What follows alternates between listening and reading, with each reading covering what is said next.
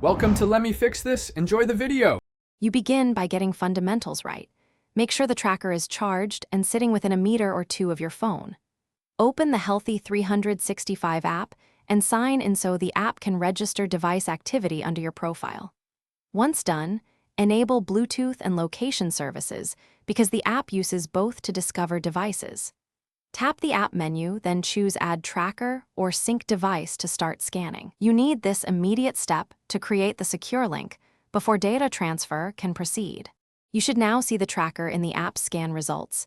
Select the exact model and confirm the pairing code if prompted to ensure you link the correct hardware.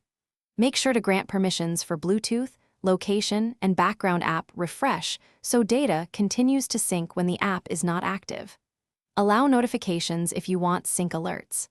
Once pairing starts, let the initial sync complete without moving the tracker. This avoids corrupted records and gives you a clean baseline for step counts and activity metrics. You finish by verifying that steps and other health data appear under your profile. Check the device battery indicator to prevent future drops. If updates are slow, trigger a manual sync in app settings to push data immediately so you can confirm continuity.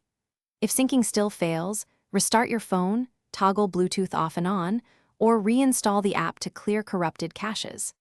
As a key troubleshooting tip, unpair and repair the tracker only after trying restarts, because repairing resets local device data.